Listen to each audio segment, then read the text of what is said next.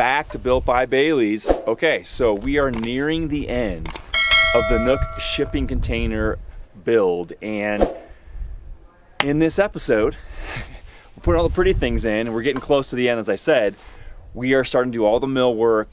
Doors, flooring has been completed. We've set our cabinets. We're going to start building our countertops and put those in. And as we're nearing the end of this, and with any project, the money starts getting a little bit tight, and you want to make sure, especially on this project, our goal was to make this as affordable as possible, being we're working within the really confines and the constraints of construction costs just continually rising and getting more and more expensive. It is just really expensive to build a home. This is why we've taken on this project. Now, in saying that, I have a lot of leftover material of things I'm not sure what to do with. Do we return material we don't use as we've done in the past? I don't like throwing a ton of stuff away. If there's something we can allocate for it, if it's not on the project you're working on, it's on a project down the road. So what I'm going to be doing for our base trim is actually using the rest of our V-groove siding. And a V-groove siding has two sides to it that are put together just like a tongue and groove flooring would be.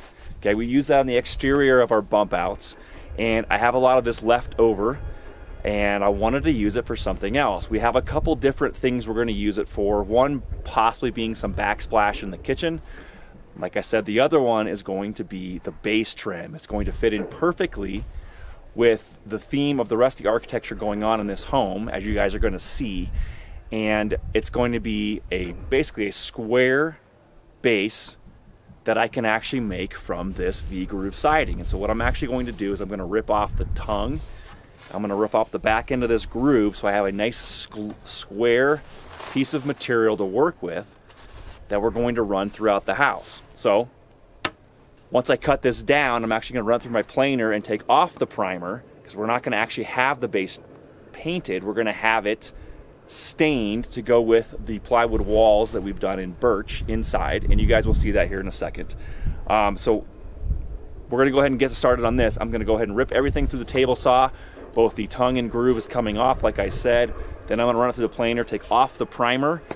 We're going to sand it, and then it's ready for install. And this should be a great way to reuse a bunch of material, and it'll work out perfect for the rest of the architectural theme of this home. So without further ado, let's go ahead and rip some lumber.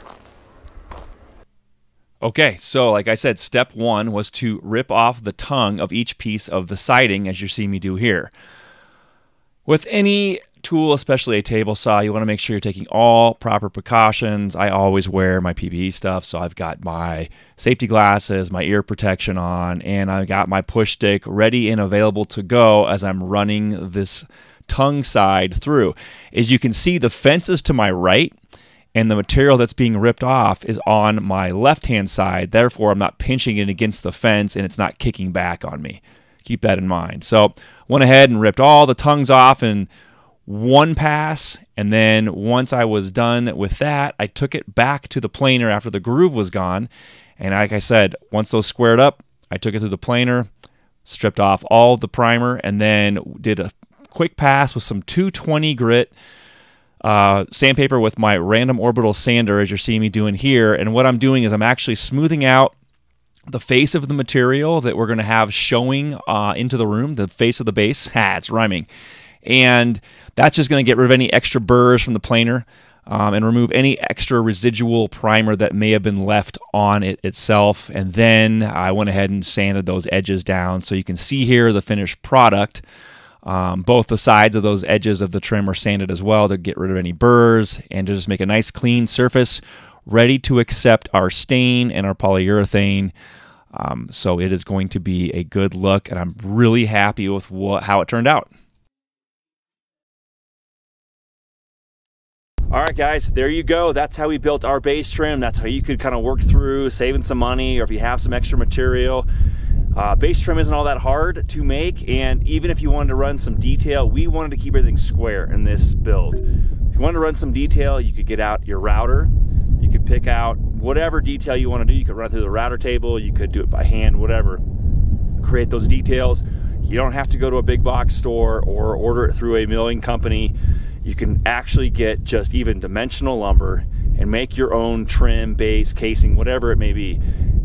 That's how we're going to do it, because we had extra material and I hate throwing stuff away. So thanks for watching. Hopefully this video helped you for one of your projects or gave you an idea for something coming up, or if you just enjoyed looking at the Nook as we wrap things up. We're getting real close.